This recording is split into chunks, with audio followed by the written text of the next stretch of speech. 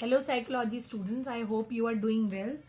And मैं आपको बता दूं, वैसे तो मैं अलग अलग इस पे प्रैक्टिकल क्वेश्चंस पे वीडियोस बनाती हूँ, बट मेरा बेसिकली वीडियोस आप सबको पता है MAPC इग्नू के लिए होते हैं। ये फर्स्ट ईयर का सब्जेक्ट है MPC 006 स्टैटिस्टिक्स।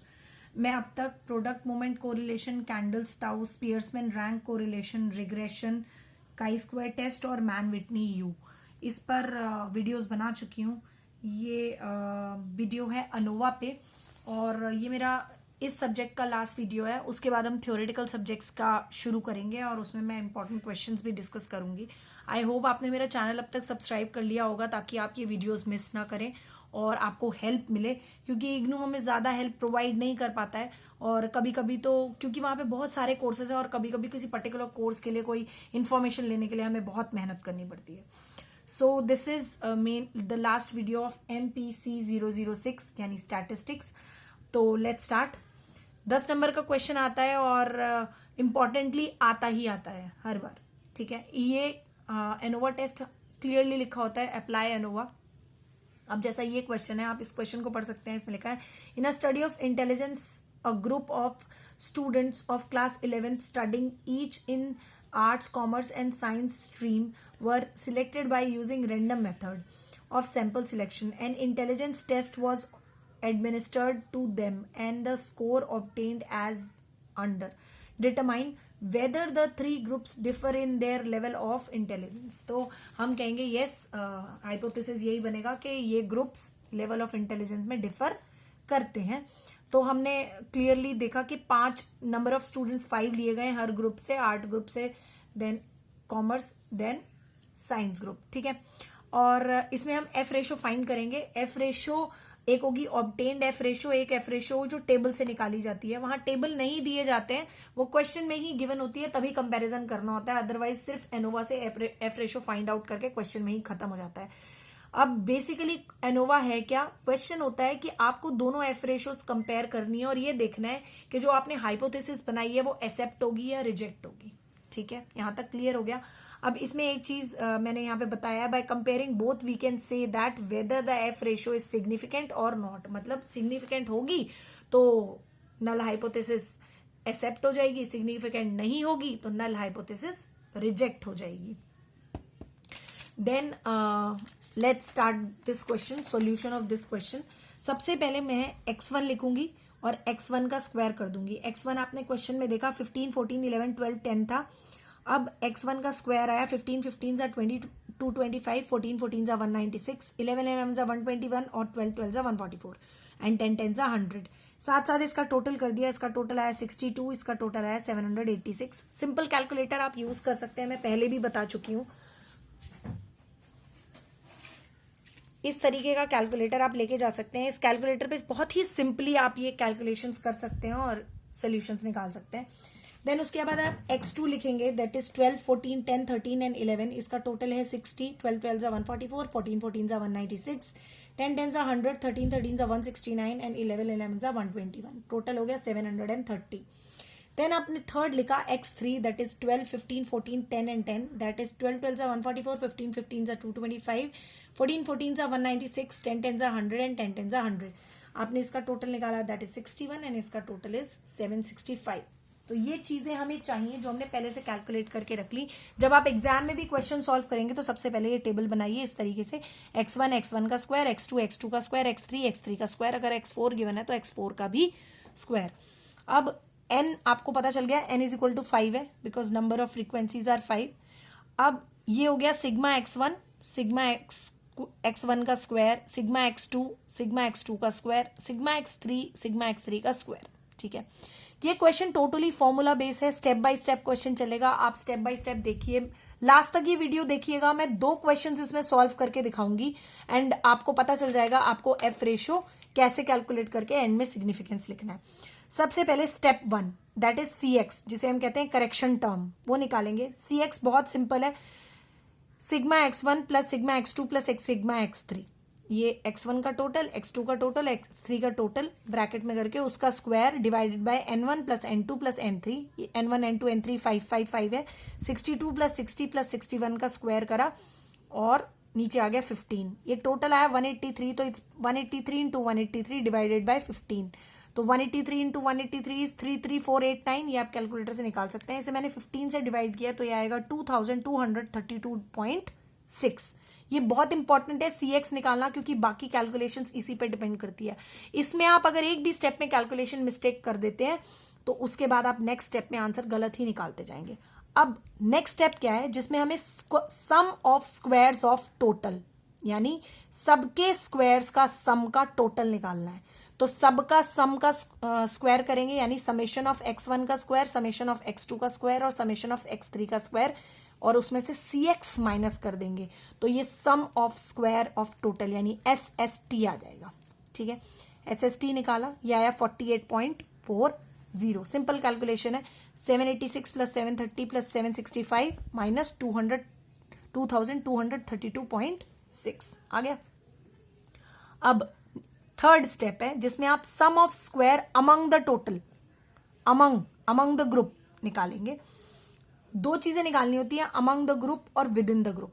सबसे पहले अमंग द ग्रुप निकालेंगे। अमंग द ग्रुप आप क्या करेंगे, जो x1 डिवाइडेड x1 का स्क्वायर करेंगे, x2 का स्क्वायर करेंगे, x3 का स्क्वायर करेंगे और इसे n से डिवाइड करेंगे और इसमें से CX माइनस कर देंगे। सुनने में देखने में थोड़ा कॉम्प्लिकेटेड लग रहा होगा, बट अगर आप इसे स्टेप बाय स्टेप समझेंगे तो ये इतना मुश्किल नहीं है। दैट इज SSA, यानी sum of square among the group आया। अमंग द ग्रुप में 62 का स्क्वायर डिवाइडेड बाय 5 प्लस 60 का स्क्वायर डिवाइडेड बाय 5 प्लस 61 का स्क्वायर डिवाइडेड बाय 5 माइनस 2232.60। अब आपने ये सोल्यूशंस निकाल लिए, यहां तक समझ में आ गया होगा। आंसर आया 0.40, यानी SSA यानी sum of square among the groups आ गया। अब मुझे sum of square with in the groups निकालना है। विद इन द ग्रुप्स निकालने के लिए मैंने पहले सम ऑफ स्क्वायर टोटल निकाला था, टोटल में से मैं अमंग द ग्रुप्स माइनस कर दूंगी तो मेरे पास विद इन द ग्रुप आ जाएगा, यानी SSW is equal to SST minus SSB। ठीक है, 48.40 आया था, 0.40 उसमें से माइनस कर दिया, मेरा आंसर आ गया 48।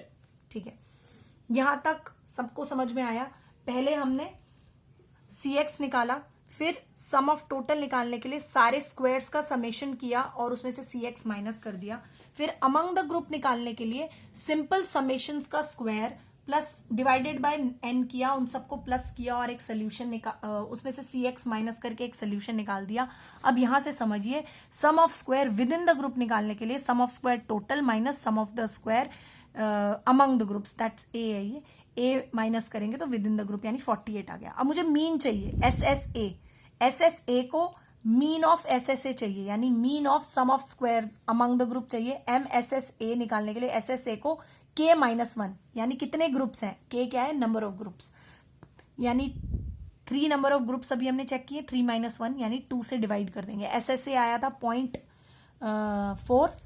0.40 को 2 डिवाइड किया, दैट इज 0.20। देन उसके बाद स्टेप 6 आता है जिसमें मीन ऑफ SSW निकालना है। मुझे जो मैंने यहाँ पे SSW फाइंड किया था, इसका मीन निकालना है। इसका मीन निकालने के लिए मुझे 48 को किससे डिवाइड करना है, टोटल नंबर ऑफ स्टूडेंट्स यानी 15 थे और ग्रुप्स नंबर कितने थे, 3, यानी 48 divided by 15 minus 3 that is 48/12 equal to 4। अब मैंने F रेशो निकालनी है, तो mean of SSA divided by mean of SSW, दोनों को डिवाइड करेंगे तो मेरी F रेशो आ गई 0.05। ठीक है, यहां तक आपको समझ में आया।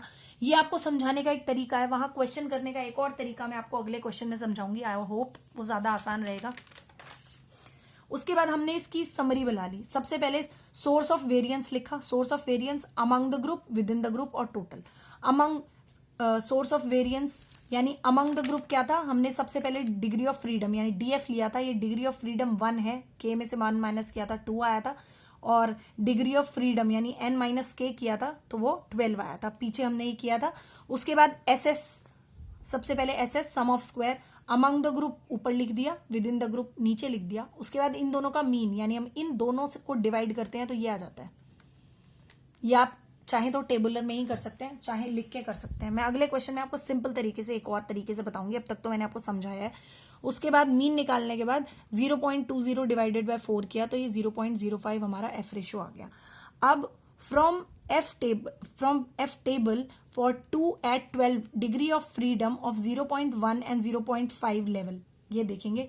Calculated value of F ratio आपकी कितनी आई 0.05 और टेबुलर वैल्यू उन्होंने 0.05 वाली टेबल में 2 पे 12 में 3.59 बताई हुई थी, जो इससे बहुत बड़ी है। तो इट्स क्वाइट लेस, जो ऑब्टेन्ड वैल्यू है वो बहुत कम है। सो नल हाइपोथेसिस इज रिजेक्टेड। आपकी नल हाइपोथेसिस थी कि आपने ये हाइपोथेसिस बनाया था कि इनके इंटेलिजेंस में डिफरेंस है, तो आपकी ये रिजेक्ट हो गई। इनके इंटेलिजेंस में ड्यू टू देयर साइट्स कोई खास डिफरेंस नहीं है, that is an individual difference, जो एक इंडिविजुअल और इंडिविजुअल के बीच में है। यहां तक आपको समझ में आया।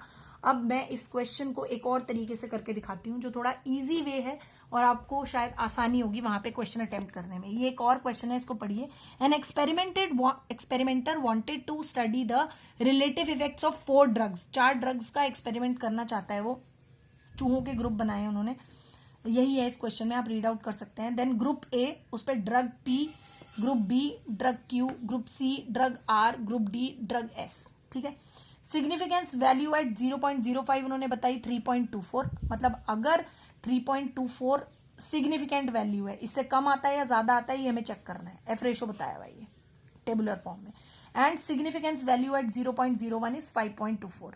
अब हम देखेंगे कि हमारा सिग्निफिकेंस ज्यादा आता है या कम आता है। ठीक है। अच्छा, लास्ट एक इसको, determine which drug is more effective and comparative. Find out if the drug are equally effective. तो क्या हो गया हाइपोथेसिस कि drugs are equally effective. Done. अब आप अगला पेज, इस तरीके से मैंने आपको पहले क्वेश्चन बताया, आपको टेबल बनानी है। आपने group A, group B, group C, group D कर लिया। एक्स 45102 आ गया, x2 आ गया, यानी x स्क्वायर आ गया, सॉरी x2 आ गया, x2 का स्क्वायर आ गया, x3 आ गया, x3 का स्क्वायर आ गया, x4 आ गया, x4 का स्क्वायर आ गया। इनके मैंने टोटल कर लिए। सबसे पहले आप ये टेबल एनोवा के क्वेश्चन में रेडी कर लेंगे। n1 5 आ गया, n2 भी 5, n3 भी 5 और n4 भी 5। सबसे पहले मैंने आपको वो जो पीछे मैंने लिखा ना करेक्शन टर्म, ये सब लिखने की जरूरत नहीं है, आप सिंपल लिखेंगे cx।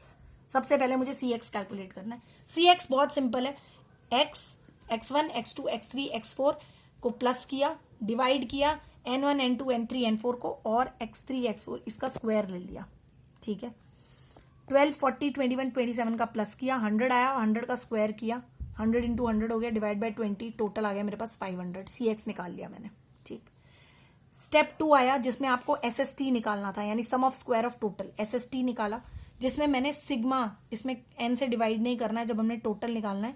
जो हमने स्क्वायर वाली टर्म्स है अब वो यूज करनी है। स्क्वायर वाली टर्म्स को प्लस किया, जिसमें से cx माइनस कर दिया, आंसर आ गया 152। स्टेप 3 दैट इज SSA, यानी अमंग द ग्रुप बात करेंगे। जब हम अमंग द ग्रुप की बात करेंगे तो स्क्वायर्स की बात नहीं करेंगे। अमंग द ग्रुप में हम x, x2, x3, x4 की बात करेंगे। अब यहाँ x1 का स्क्वायर करेंगे n1, x2 का स्क्वायर करेंगे, x3 का स्क्वायर करेंगे n3, x4 का स्क्वायर करेंगे n4 से डिवाइड कर देंगे। ठीक है। उसमें से भी cx माइनस कर देंगे। ये आ गया मेरा 500 माइनस किया, दैट इज 82.80। यहां तक कैलकुलेशन थोड़ी सी कंफ्यूजिंग है, लेकिन अगर आप इसको दिमाग में बिठा के करेंगे तो कंफ्यूजन नहीं होगा। जब cx यूज किया तब simple x1, x2, x3, x4 use किया। जब टोटल की बात करी तब उनके स्क्वायर्स को यूज किया और n से डिवाइड नहीं किया। जब अमंग द ग्रुप की बात करी तब सिंपल यूज किया, हर को स्क्वायर किया लेकिन डिवाइड किया फ्रीक्वेंसी, नंबर ऑफ जिनका ग्रुप, जितने नंबर्स आप ले रहे हैं n से। ठीक है। 82.80 तक हम पहुंच गए। देन SSW, यानी टोटल में से अमंग द ग्रुप माइनस कर दिया, दैट इज 69.20 आ गया। ये 4 स्टेप करने के बाद 5वें स्टेप पे आप इसकी समरी बना सकते हैं। कैसे? सोर्स ऑफ वेरिएंस लिखे आपने, अमंग द ग्रुप लिखा, विद इन द ग्रुप लिखा, टोटल लिख दिया। ठीक है। अब डिग्री ऑफ फ्रीडम, आपको पता है डिग्री ऑफ फ्रीडम क्या है? K-1 अमंग द ग्रुप में। ये ऊपर नीचे नहीं होना चाहिए, टेबल ऐसी ही बननी चाहिए। अमंग द ग्रुप में डिग्री ऑफ फ्रीडम है K-1। आपको पता है यहाँ पे K कितना है? 4 ग्रुप्स हैं, 4, तो 4 में से 1 माइनस किया 3। ठीक है। n कितने हैं यहाँ पे? टोटल नंबर है हमारे पास, 4 ग्रुप्स हैं, 5 लोग हैं, यानी 20 में से यहाँ आपने फिर k, यानी k कितना था? 4 माइनस कर दिया, 20 माइनस 4 16 आ गया। ठीक है। ये अमंग द ग्रुप के लिए डिग्री ऑफ फ्रीडम हो गई, ये विद इन द ग्रुप के लिए डिग्री ऑफ फ्रीडम हो गई, D1 और DF1 DF2। ठीक है। नेक्स्ट में आपने एसएस रखा, जो अमंग द ग्रुप निकाला था वो लिखा, और जो विद इन द ग्रुप निकाला था वो लिखा। अमंग द ग्रुप आपका ये आया था 82.80 और विद इन द ग्रुप ये आया था, ये दोनों आपने यहाँ लिख लिया। अब इससे इसको डिवाइड करके, यानी MSS मीन निकालने के लिए SSA से डिग्री ऑफ फ्रीडम डिवाइड हो गई, इसको इससे डिवाइड किया, यानी 82.80 डिवाइडेड बाय 3 किया 27.60 आ गया, और 69.20 को 9n-k यानी 16 से डिवाइड किया तो 4.32 आ गया। अब आपको वो मैंने जो पिछले क्वेश्चन में अलग स्टेप्स कराए थे वो करने की जरूरत नहीं है, आप यही टेबल में इसको सॉल्व कर सकते हैं स्टेप बाय स्टेप। अब मेरे को एफ रेशो निकालने के लिए जो SSA है उससे SSW को डिवाइड करना है, तो 27.60 डिवाइड बाय 4.32 मेरा एफ रेशो आ गया 6.39। अब मैंने यहाँ लिखा हुआ है क्वेश्चन में क्या गिवन था, मेरी ऑब्टेन्ड एफ रेशो है 6.39, जबकि टेबुलर एफ रेशो जो 0.5 पे थी वो 3.24 है और 0.01 पे 5.24, यानी ये दोनों से बड़ा है। तो obtained F ratio is greater than tabular F ratio at both the points. ठीक है, तो एफ रेशो क्या है, सिग्निफिकेंट है, तो नल हाइपोथेसिस इज रिजेक्ट हो गई क्योंकि मेरी ऑब्टेन्ड एफ रेशो बड़ी थी। तो क्या है, drug is not equally affected. हम इफेक्टिव हम कह रहे थे कि सारे चूहों पे सारी ड्रग्स बराबर का वो करेंगी, इफेक्ट करेंगी, जबकि उन्होंने बराबर का इफेक्ट नहीं किया। आई होप ये आपको समझ में आ गया होगा। अगर आपको ना समझ में आया, आप इसी वीडियो को 2, 3, 4 बार देखिए, आपके लिए बहुत आसान है। और मेरे चैनल को सब्सक्राइब करिए सो दैट आप कोई भी वीडियो मिस ना करें। मैं कोशिश करूंगी मैं एमपीसी का मैं इस तरीके का पूरा एक प्लेलिस्ट बना दूं जिसमें एमपीसी के पूरा सोल्यूशन मिले, इग्नू का, एमएपीसी का। और please like share my channel so that everyone can use and help, get the help. Thank you.